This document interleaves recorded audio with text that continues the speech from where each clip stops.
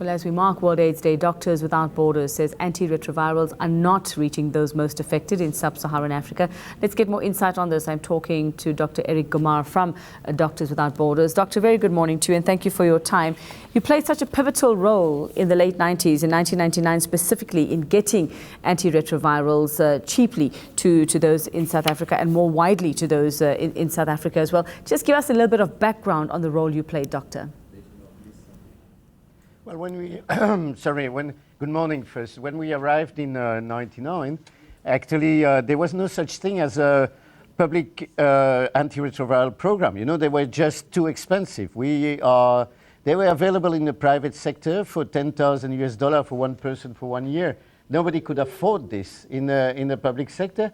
And you remember shortly afterwards, in 2001, after this court case, actually, the government decided, no, they're not going to provide antiretrovirals. So it was a difficult time. We set up a first program in Kailicha in the Western Cape, and to show that actually it could work, and it was saving lives. So that was the first step. It was to save as many lives as possible. And there, I believe, we have now succeeded with close to 3 million people on ARV. So we've come a long way, definitely. All right, so 16 years later, like you say, yes, you have come a long way, yet we're seeing reports this morning looking at young girls, teenagers, and we're looking at the infections among young South Africans and teenagers tripling over the past 15 years. What's going wrong? Yeah, no, you're spot on, definitely. Today the challenge is not anymore only saving the life of the one infected, is to try to close the tap, in a way, and to close what we call the incidents, the new cases, and those appear to be mostly in young women and young men as well. How is it coming now? Because, as you know, we all know, there's no vaccine for HIV, and probably there's not going to be one in the next 10 years. So the best tool for prevention that we have is condoms, well, male medical circumcision, and mostly the best one is treatment. If you treat someone who is HIV positive, he or she is not going to be infectious anymore. And yeah, we try to treat as many people as possible, hence the 3 million.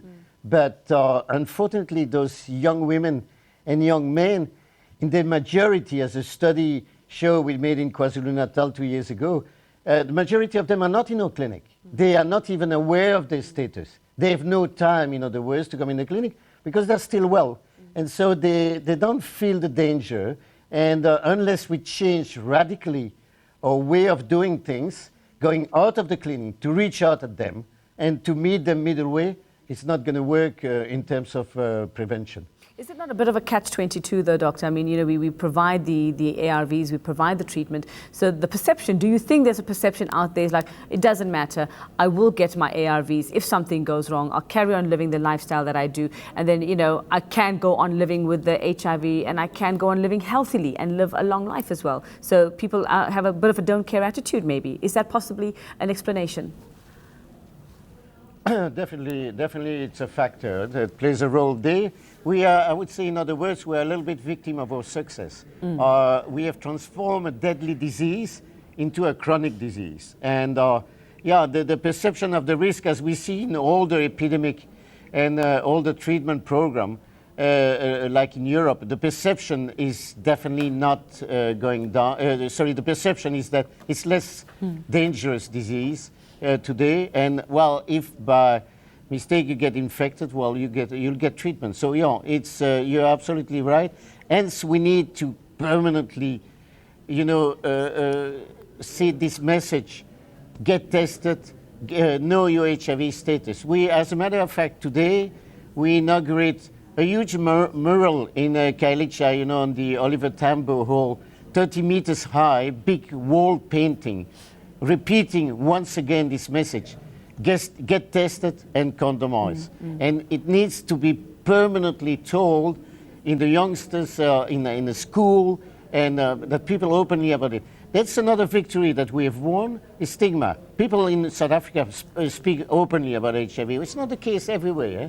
So there's still a bit of stigma, but we have come a very long way. I remember 99, I can tell you nobody in Kailicha dared to pronounce the term HIV. Today, the community paints on the wall and the entrance of the township those big murals. So there's a willingness to speak about it, but we need to repeat the message permanently. All right, Doctor, very quickly for us, tell us about the Life Beyond HIV campaign. What is that about? How does it work? Well, that's exactly the one I'm alluding to, a Life Beyond HIV.